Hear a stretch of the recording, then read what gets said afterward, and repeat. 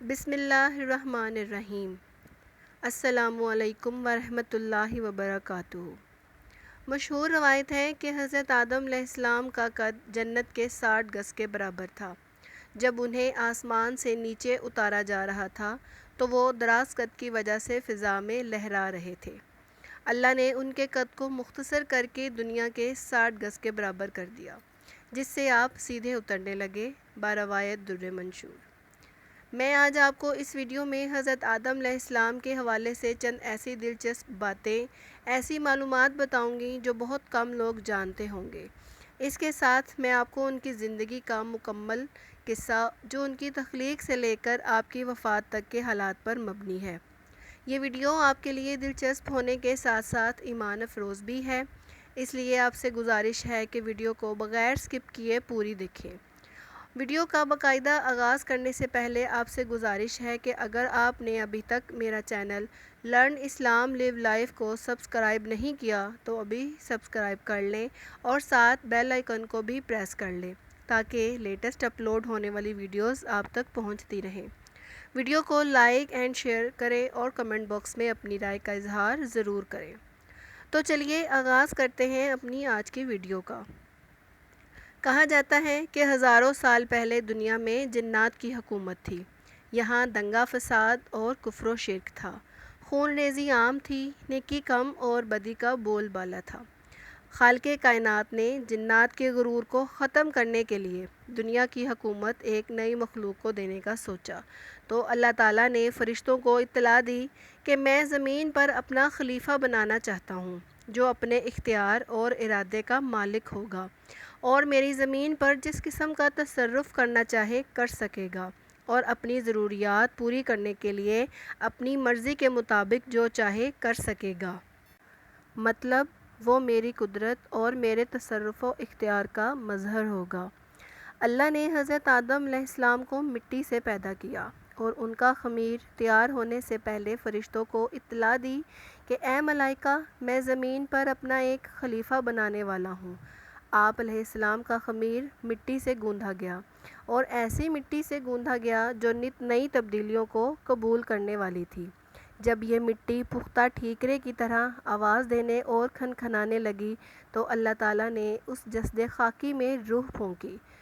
ابھی روح ناک کے نتنوں سے داخل ہو کر دماغ تک پہنچی ہی تھی کہ آدم علیہ السلام کو چھینک آئی، تو آپ علیہ السلام کو اللہ پاک کی طرف سے الہام ہوا کہ اس چھینک کے جواب میں الحمدللہ کہو۔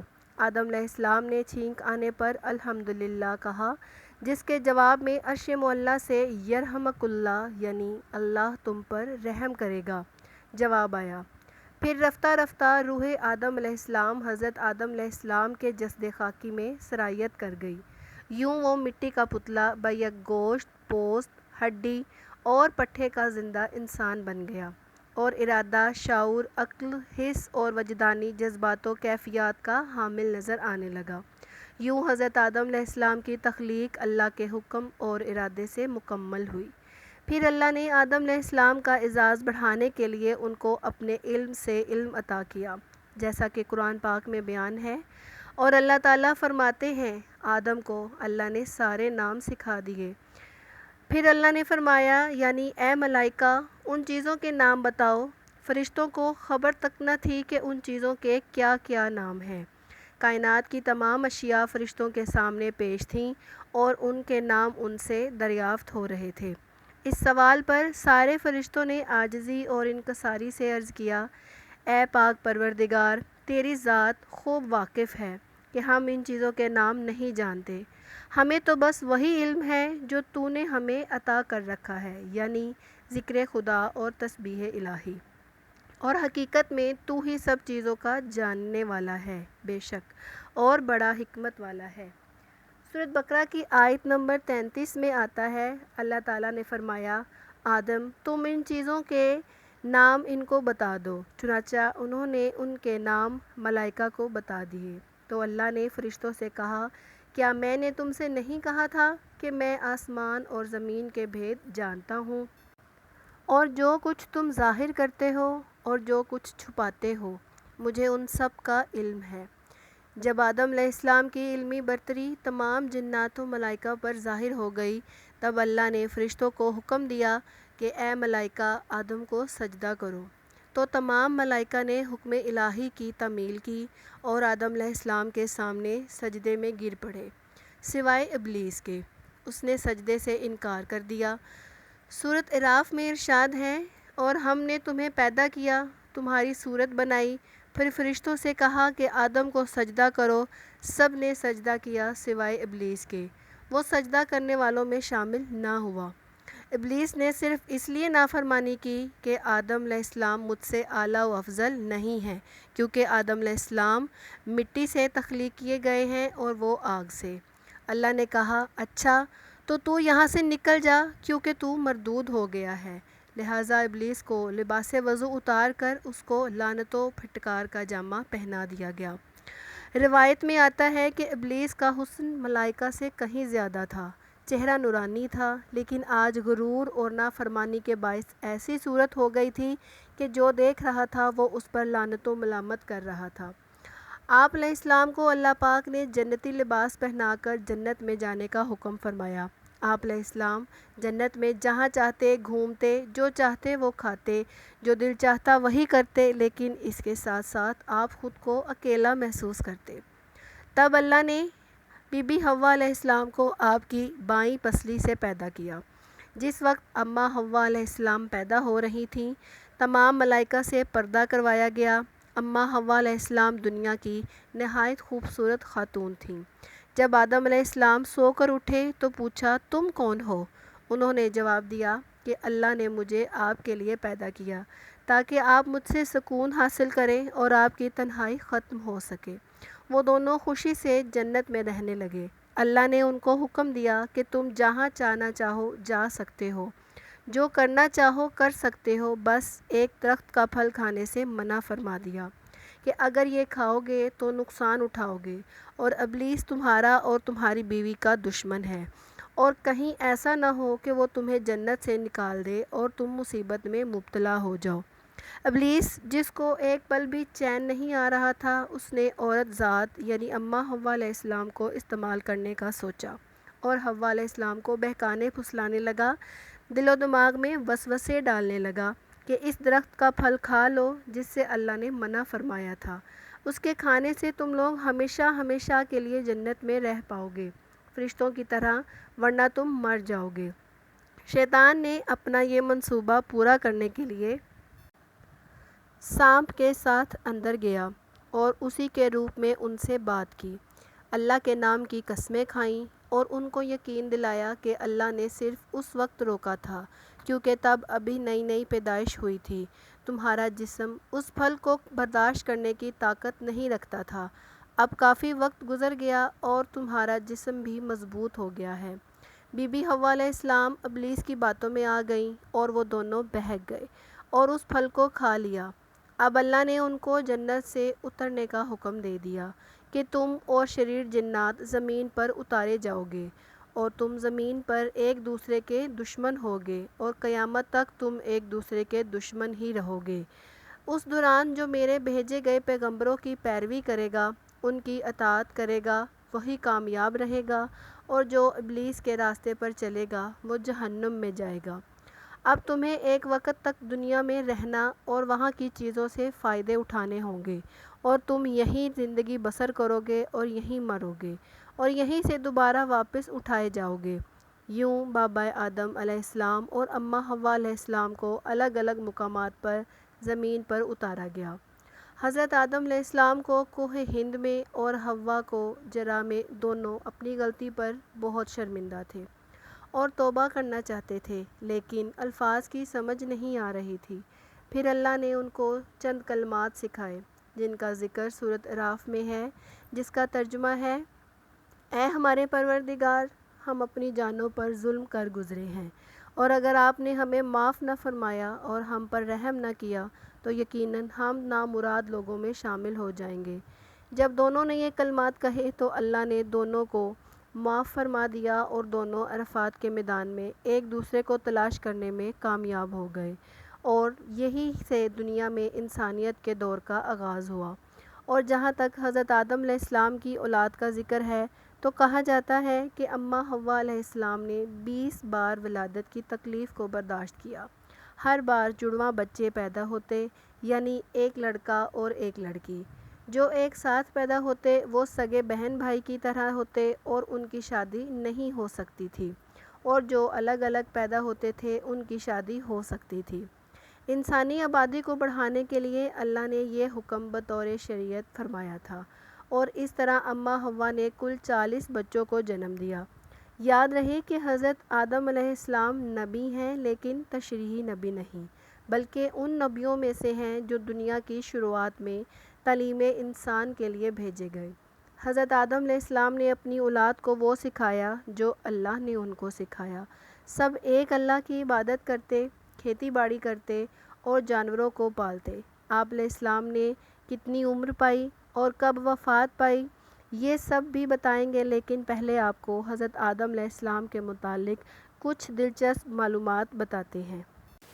کیا آپ نے کبھی سوچا ہے کہ آدم علیہ السلام کو آدم کیوں کہتے ہیں؟ تو اس کے بارے حضرت عبداللہ بن عباس رضی اللہ تعالیٰ عنہ سے روایت ہے، بے شک اللہ تعالیٰ نے حضرت آدم علیہ السلام کو جمعہ کے دن عصر کے بعد پیدا فرمایا اور آپ کو ظاہری زمین کی ایک مٹھی مٹی سے پیدا فرمایا، اسی لیے آپ کو آدم کہتے ہیں، اور آپ کی اولاد کو آدمی یعنی آدم والا کہتے ہیں۔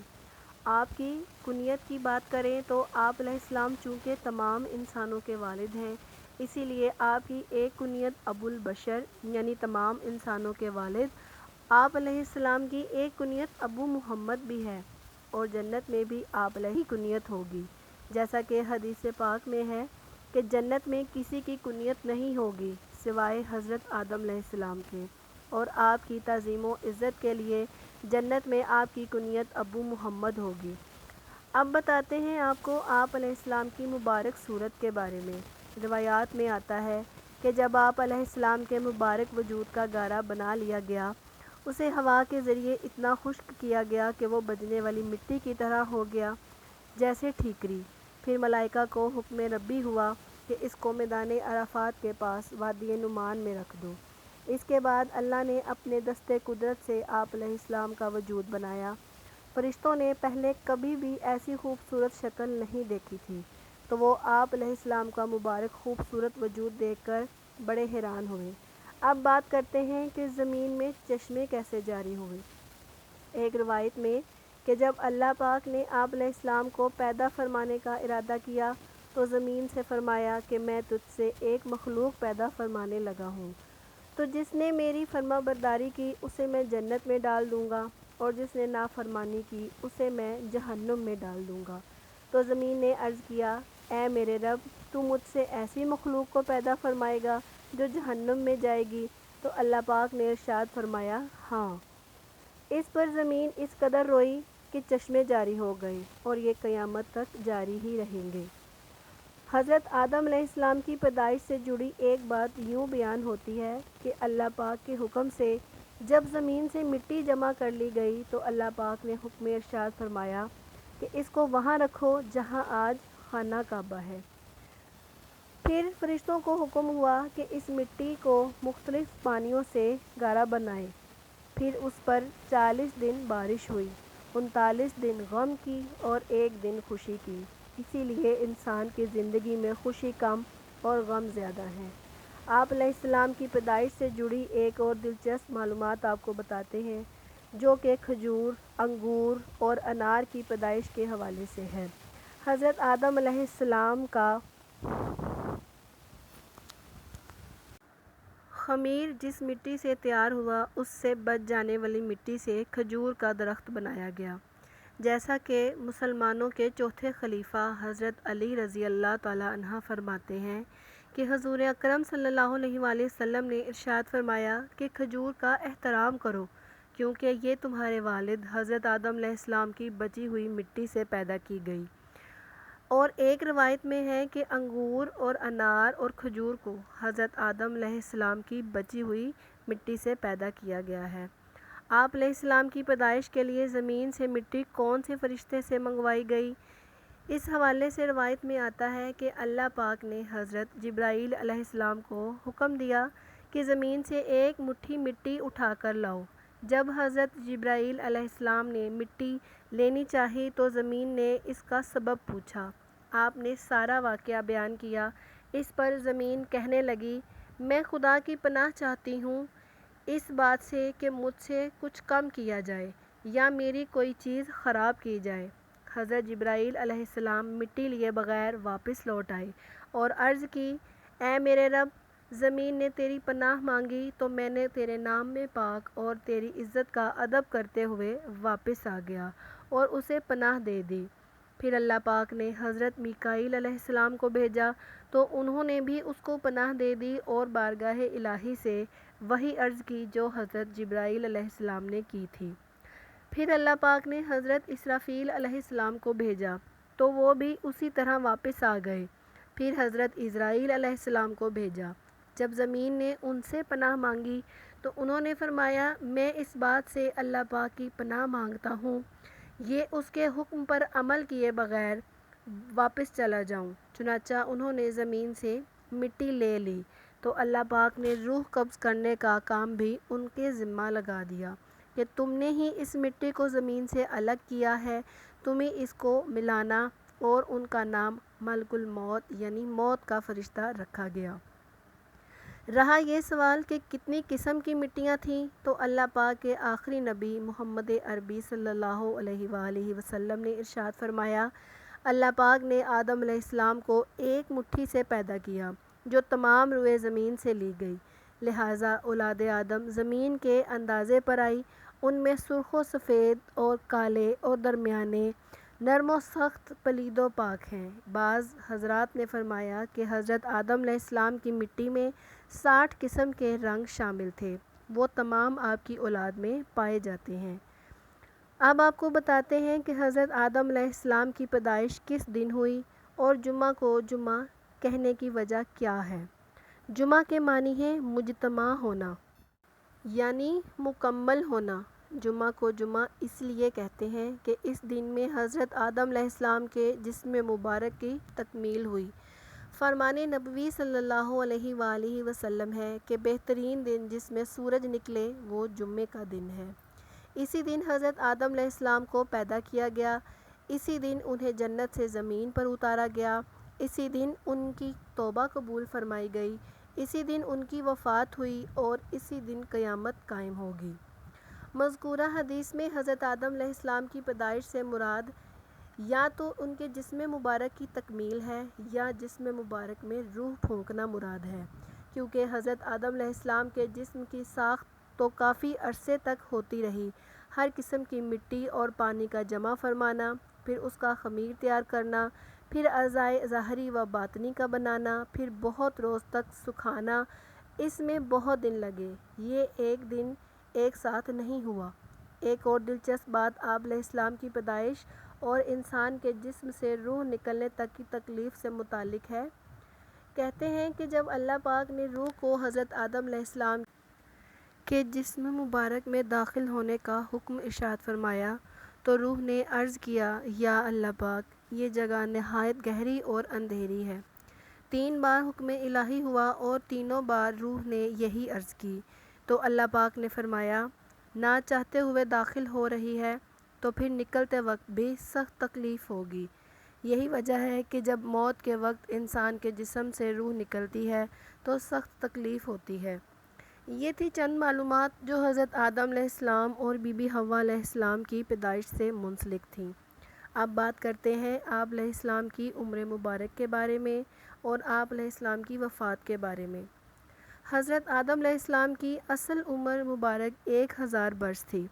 روایت میں آتا ہے کہ اپنی عمر کے 40 سال آپ نے حضرت داؤد علیہ السلام کو دینے کا کہہ دیا تھا، اسی لیے آپ کا انتقال 960 برس کی عمر میں ہونے والا تھا۔ جب آپ علیہ السلام 960 برس کے ہو گئے تو اپنے بچوں سے کہا، مجھے جنت کے پھل کھانے کی خواہش ہو رہی ہے۔ سارے بچے ادھر ادھر پھیل گئے اور پھل ڈھونڈنے لگے۔ راستے میں ان کو موت کے فرشتے ملے جو انسانی شکل میں تھے۔ انہوں نے کہا کہ واپس جاؤ، حضرت آدم علیہ السلام کی موت کا وقت قریب ہے۔ فرشتوں نے حضرت آدم علیہ السلام کی روح قبض کی، غسل دیا، خوشبو لگائی اور دفنا دیا۔ آپ علیہ السلام کی وفات کے بعد حضرت شیس علیہ السلام کے سر پر نبوت و خلافت کا ذمہ آ گیا۔ کہا جاتا ہے کہ آپ علیہ السلام کی وفات کے 1 سال بعد بی بی حوا علیہ السلام کا بھی انتقال ہو گیا۔ تو ویورز، یہ تھی ہماری آج کی ویڈیو جو قصص الانبیاء کے حوالے سے تھی، اور ہم نے حضرت آدم علیہ السلام اور بی بی حوا علیہ السلام کی زندگی کے حالات و واقعات آپ کے سامنے بیان کیے۔ آپ سے گزارش ہے میری آج کی اس ویڈیو کو زیادہ سے زیادہ لائک اینڈ شیئر کریے، اور اس کے متعلق اپنی رائے کا اظہار کمنٹ باکس میں ضرور کریے گا۔ اپنا بہت خیال رکھیے گا اور دعاؤں میں یاد رکھیے گا۔ خدا حافظ۔